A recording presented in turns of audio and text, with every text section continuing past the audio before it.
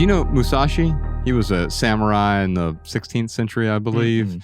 Anyway, he wrote what is called The Path of Aloneness. And there are 21 really simple principles that I would consider to be ascetic principles. And I wanted to read those to you today. I figure we could talk about these. Yeah. And I want to be careful not to prescriptionize these things, but to learn lessons from them and see how some of them may be applicable, how I might want to take on this principle, but not this one, or aspects of this principle to have a better understanding of what is making me suffer or making me miserable in certain instances. And so the first one of his 21 principles, we'll put a link to this in the show notes. Number 1, accept everything just the way it is. These are also called the 21 ways of the samurai, I believe. But yeah, I was going to ask, so there's no religion backing this? This is no... He, I believe, was a Buddhist, but there is not a religious component necessarily. No. Okay. So this is from Musashi. Number 1 is accept everything just the way it is. There's sort of that's like the serenity prayer on steroids in a way. Yeah. It's not like grant me the courage to change the things I can. No, it's simply like everything is how it is. And there's a saying in a popular colloquialism in today's vernacular. It is what it is. Yeah. But really accepting things for the way that they are. And we were talking about this on the minimal episode, but I thought we could dive in a little bit more here when it comes to wanting other people's veneration or validation or approval. If they approve of you, they approve of you. I'm accepting it for how it is. If they don't, I'm accepting it for how it is. Number 2, and this is a big one for me that that has really just helped me with respect to my own peace and contentment. Number 2 is do not seek pleasure for its own sake. And we call this the pursuit of happiness, but of course the pursuit of happiness is the path to unhappiness. Yeah. And so nothing wrong with pleasure. Pleasure is a wonderful byproduct of many things. Yeah. But when we're constantly seeking pleasure, we're scrolling through TikTok and Instagram, more dopamine, more butts, more cars, more music, more. It's making us miserable. It ups our threshold for more pleasure. And it leads to a hedonic lifestyle that just is not sustainable long term. Yeah. And that's why we feel that dopamine dump. We feel drained. We feel empty. We feel lonely, even if we're not alone. Number 3, do not, under any circumstance, depend on partial feelings. Partial feelings. So like, I'm partial to this person, this house, this car. Okay. And the feelings, nothing wrong with having feelings, but when we allow all of our emotions to guide us, we become like a balloon. If you blow up a balloon and then just you're holding on to it, that's fine. But as soon as you let it go, your feelings whip you around the room. You have no idea where they're going to take you. Number 4, think lightly of yourself and deeply of the world. Maybe another way to say that is don't take yourself too seriously. It's not all about you. Yeah. Number 5, be detached from your desire your whole life long. Good luck prescribing that to anyone, right? Yeah. Because really what Musashi is saying here is the more we desire, the more imprisoned we are, the more attached we become, the more we cling. The more we cling, the more we suffer. It's a rather Buddhist perspective, right? He takes it a step farther and sort of, these aren't prescriptions from him. He wrote these the last week of his life to sort of really display how he had lived his life up until that point. Number 6, do not regret what you have done. Number 7, never be jealous. I think these two sort of go together, right? They become wasted emotions in a way. Now, we did a episode recently about consumer regrets, and we talked about the way to let go of regret. It's pretty simple. It's to learn the lesson from the regret. As soon as you have an actual lesson that you feel viscerally, not just intellectually, the regret tends to dissipate. Jealousy is similar in the respect that it is a wasted emotion. Jealousy might mean, oh, Ryan had an achievement. Now I wish I also had that achievement, right? And I'm not complete. I'm not as good as him. He is better than me because of that achievement. Yeah. Anytime I feel jealousy, I just have to stop and like look at that symptom instead of like fostering that jealous feeling. It's more of like, why am I jealous? Like, what am I getting upset about? What am I feeling like I'm missing out on? What is this emotion saying about me and my current circumstance? And that, it still is a wasted emotion, but it is a valuable symptom for me. This is the multi-layer why that we were talking about. Yeah. Why am I jealous? And I think if we work through, that's one of those things we never do. We don't ever stop to ask why. It's the reason we start our last film, Less Is Now, with the question. And it's a disguised question. How might your life be better with less? Well, what does that mean? Well, it's really like, why would you benefit from minimalism? Why would you benefit from simplifying? What is your why? And because as soon as you understand that why, it peels back these layers. And it's the multi-layered why. So why am I jealous of if my wife is attracted to another person? Because maybe it says something about me. Okay, what does it say about me? That I am not enough for her? Well, that's actually true. Yes, I'm not enough for her. She's already enough. I can't complete her. She is complete without me. Now, that goes back to what he said earlier. Think lightly of yourself. I've been taking myself too seriously. That's why I'm jealous. But recognizing as human beings, we have physical attractions to other human beings. And we are also complete on our own. And so jealousy doesn't make a whole lot of sense when I start peeling back those why layers. And we can even go deeper and deeper and deeper. Number 8, never let yourself be saddened by a separation. Now, that could be saddened by a separation with another person. You're spending time apart from someone, or maybe someone has just gone a different way and they're no longer talking to you. Yeah. Or it could just mean that I'm separated from a thing I used to have. My car got stolen. Right. And you can be saddened by that.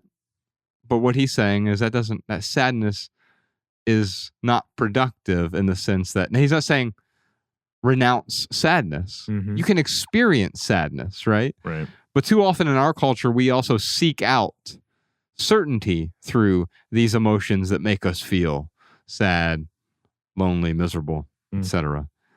I'll do a few more here. Number 9, resentment and complaint are appropriate neither for oneself nor others. The complaining thing is an odd one because it often helps us, we think, build camaraderie with other people. Oh, can you believe the stupid politician did that stupid thing?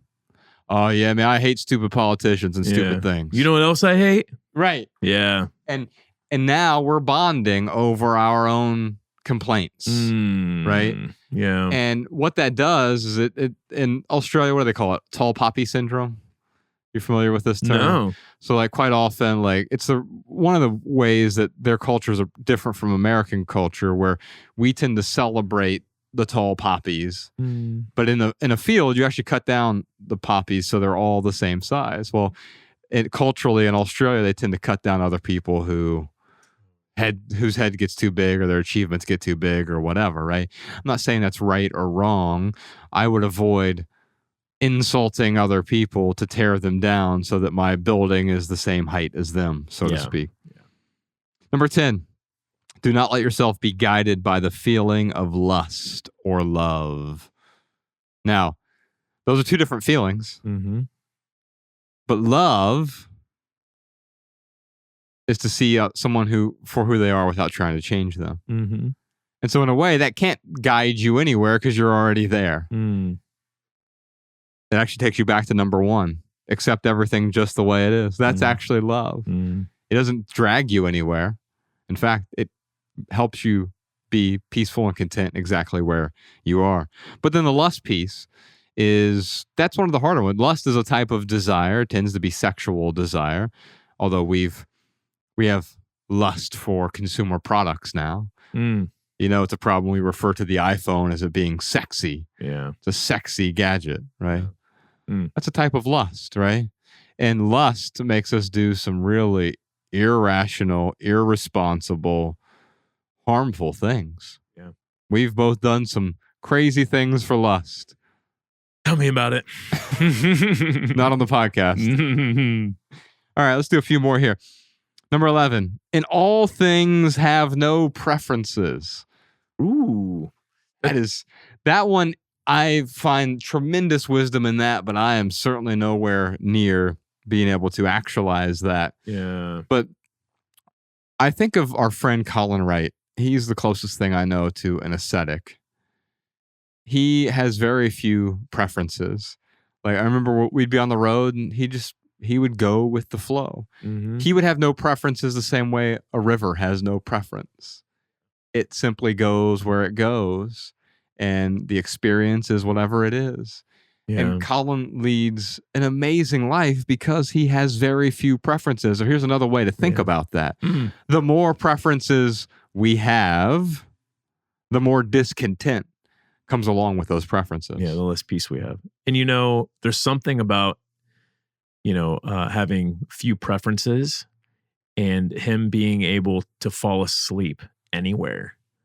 Like, not only because he travels a lot, so he finds ways to like fall asleep. Like, there's the cutest picture of him on my Instagram where he like fell asleep in the back of the Corolla when we were on tour. Yeah, and he looks like this. If you're watching the video version, he's like this. Yeah, and I'm like a robot shut off. Yeah, his batteries ran out. But like, but there's something about him being at peace that allows him to fall asleep like that. Yes. In fact, that's actually the next point here. Number 12 is be indifferent to where you live. Now, you can take this one of several ways. One is like Colin, he could live he's lived everywhere. Dude, he lived in Wichita. He lived in Wichita. He lived in Iceland. He lived in India. He lived out of a camper. Yes. Yeah. And he lived, by the way, for 2 months straight, he lived on Greyhound buses. He brought Yona, or he wrote a book about this called Iceland, India, Interstate. Yeah. So he lived in Iceland for 4 months. Then he lived in India for 4 months, brought Yona with him. Yeah. And then he said, I'm going to show Yona America, but the real America. Let's take her on a Greyhound bus to all 48 contiguous states. And so he spent 2 months living on and so he really epitomized being indifferent to where you live. And when you are that indifferent, then everything is a surprise. You don't need all of these comforts. So any comfort you do get is you're overwhelmed with that, as opposed to needing it, clinging to it. Oh. Number 13, do not pursue the taste of good food. So this is the asceticism I'm not really down with. But yeah, dude, that's one of the only maximal things I have in my life. I have a pristine diet, and it's really well, in fact, I got this here. I printed this text out. Maybe this would be a good time to read this from Dawn. She texted us and said, hey, what'd she say? Oh, yeah. Josh, try vitamin B12 if you're still feeling low energy. You may have an MTHFR gene mutation. Yes, I do. 60% of humans have that. And it just means you can't detox toxins very well. But it also means that out of necessity, my diet is pristine. I don't remember when I said I was low energy, probably when I was dealing with some illness, and I'm feeling appreciably better. My energy's been through the roof lately. In fact, last night I had to stay up really late, and even today I didn't get much sleep. I feel great. Yeah. And so it's awesome. You're right, though. B12, there are a bunch of other things that have helped me out. Vitamin A for energy and your immune system, which you can supplement with, or you can get from organ meats, or B12 you can get from muscle meats, all the B vitamins. I've also been doing a lot of sunlight, spending time outside, but I have a pristine diet, and it is much more about nourishment than it is about entertainment or pleasure. Right? For me, food can be pleasurable, but for me, it can't be the pleasure has to be a byproduct of food for me. Yeah. Because of these autoimmune symptoms and disease that I deal with, if I don't have a pristine diet, I feel it immediately. I Yeah. pay the price. And for other people, they can eat seed oils for many decades and eventually it may give them cancer, but you don't pay that price right away. Right. If I told you next time you had canola oil, you would get cancer, there's no way you'd ever eat canola oil again. Yeah. Right? Yeah. And yet, that's not the way that food works. There's this delayed effect. But for me, it's much less delayed. Mm-hmm. I can eat something right now and feel miserable 2 hours from now. Mm-hmm. And so, yes, pursuing the pleasure in food often leads us to a place where we live an unhealthy life. When I was morbidly obese, it was all about, so I get what he's saying here. Do not pursue the taste of good food, because that's what I did when I was young and I was morbidly obese. I was the fattest kid you knew, Ryan. Mm.